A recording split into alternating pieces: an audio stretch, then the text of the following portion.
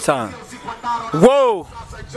Usiku wa ndao unasema kwa mara ya kwanza Mpanda Katavi. Haya, mje mnione mbaya wakati nimewaletea kundi la watu. Mari Media katangaze, eneza hili jambo kwamba tumeshafika Mpanda kwa uwezo wa Mungu. Kesho home ground. Home ground hivi kwa Kiswahili maana yake ni uwanja wa nyumbani. Mimi kama najua Kiingereza. Unajua. Kwa mwalimu, nimeshika media yako afu pia Kiingereza najua. Sasa tunashukuru kwanza kabla hamjaja. Muje. Afu nyewe watoto, hata watoto kurupukeni nao, njoeni nao. Soma sofa au kwamba muda wote washinde ndani. Njoeni nao kwenye show. Sikia, unasikia kingamuzi mbele msafara wa PA.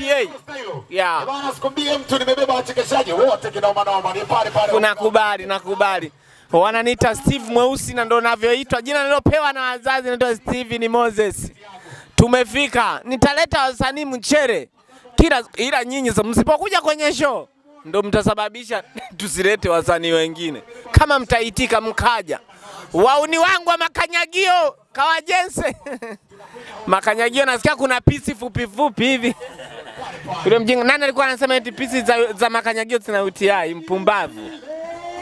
Yeah, you feel it. Asante. Huyu anaitwa Chenjeo. Unaniita Chenje. Baba, nataka kumpindua Mario. Hello, mambo vipi bwana, tuko Katavi.